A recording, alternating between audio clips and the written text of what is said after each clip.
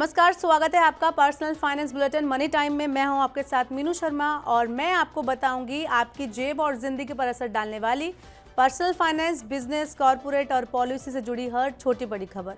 तो चलिए फटाफट शुरू करते हैं खबरों का सिलसिला। अगर आप दिल्ली में रहते हैं तो आपके लिए खुशखबरी है। वित्त वर्ष 2024-25 के लिए बिजली सब्सिडी योजना को मंजूरी मिल गई है। मंत्रिमंडल ने 31 मार्च 2025 तक बिजली सब्सिडी योजना को चालू रखने को मंजूरी दे दी है। 200 यूनिट मासिक खपत वाले उपभोक्ताओं को मुफ्त बिजली अगले साल भी जारी रहेगी। प्रति माह 201 से 400 यूनिट बिजली उपयोग करने वाले उपभोक्ताओं को 50% की सब्सिडी मिलेगी। इलेक्ट्रिक व्हीकल की कीमत बढ़ सकती है। सरकार ने इलेक्ट्रिक वाहनों को बढ़ावा देने वाली प्रमुख योजना फेम के दूसरे चरण को 31 मार्च से आगे बढ़ाने से इनकार कर दिया है। भारी उद्योग मंत्रालय ने फेम 2 योजना की समयावधि बढ़ाने का कोई फैसला नहीं किया है। इसका मतलब है कि अब इलेक्ट्रिक वाहनों पर सरकार की ओर से कोई सब्सिडी नहीं दी जाएगी। ऐसे में ऑटो कंपनियां अपने वाहनों के दाम बढ़ा सकती हैं। आरबीआई के बाद अब सेबी ने जेएम फाइनेंशियल लिमिटेड के खिलाफ कड़ी कार्रवाई की है। सेबी ने अनुचित व्यापार व्यवहार के कारण जेएम फाइनेंशियल लिमिटेड को किसी भी पब्लिक ऑफर के लिए लीड मैनेजर के रूप में काम करने से रोक दिया है। इससे पहले आरबीआई ने जेएम फाइनेंशियल को शेयरों और डिबेंचर के बदले ऋण देने से रोक दिया था। आरबीआई और सेबी दोनों ने अपनी जांच में बड़ी गड़बड़ियां पाई हैं और इसी के चलते ये कार्रवाई की गई है। सोने में तेजी जारी है। गुरुवार को दिल्ली सराफा बाजार में सोना 500 रुपए और बढ़कर 65,650 रुपए प्रति 10 ग्राम पर पहुंच गया। सोने का ये अब तक का रिकॉर्ड स्तर है। चांदी की कीमत भी 400 रुपए की तेजी के साथ 74,900 रुपए प्रति किलोग्राम पर पहुंच गई।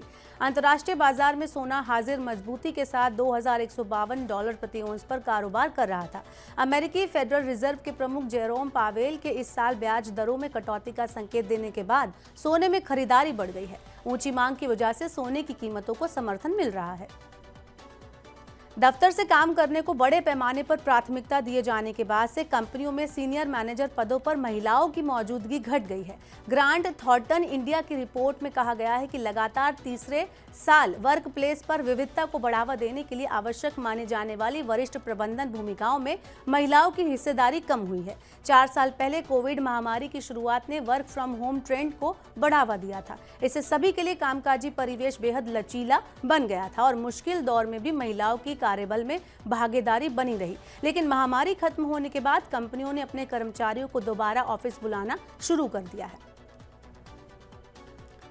एफएमसीजी सेक्टर की ग्रोथ सितंबर तक सुस्त बनी रहेगी। कांतार का कहना है कि कृषि क्षेत्र में जारी अनिश्चितता और आगामी लोकसभा चुनावों की वजह से अगले कुछ महीनों में एफएमसीजी प्रोडक्ट की मांग के रफ्तार पकड़ने की उम्मीद नहीं है। हालांकि सितंबर के बाद इस सेक्टर की ग्रोथ में बेहतर होने की संभावना है। खासतौर पर दूसरी छमाही में रबी फसलों की बेहतर उपज से मदद मिल सकती है। ऐसी स्थिति में साल 2024 की तीसरी तिमाही तक एफएमसीजी सेक्टर की बढ़ोतरी कम रहने का अनुमान है। रेटिंग एजेंसी इकरा का कहना है कि चालू वित्त वर्ष में घरेलू यात्री वाहन बाजार के सालाना आधार पर 6 से 9% की दर से बढ़ेगा। चालू वित्त वर्ष में कुल मिलाकर 42 लाख वाहनों की बिक्री होने की उम्मीद है। त्योहारों के मौसम में वाहनों की खुदरा बिक्री सालाना आधार पर 6% बढ़ी है। वाहन बिक्री में तेजी के पीछे एसयूवी की अहम भूमिका रही। इस सेगमेंट में कई नए मॉडल की पेशकश हुई और ग्राहकों की पसंद बदलने से एसयूवी की मांग लगातार बढ़ रही है। सीएनजी और बैटरी जैसे वैकल्पिक ईंधन की उपलब्धता लगातार बढ़ने से नए ईंधन वाले वाहनों में भी तेजी देखी जा रही है। शेयर बाजारों में तेजी का सिलसिला आज भी जारी रहा। सेंसेक्स 33 अंक की बढ़त के साथ नए रिकॉर्ड स्तर 74,119 अंक पर बंद हुआ। नेशनल स्टॉक एक्सचेंज का निफ्टी भी 19 अंक की बढ़त के साथ 22,493 अंक के नए रिकॉर्ड स्तर पर बंद हुआ।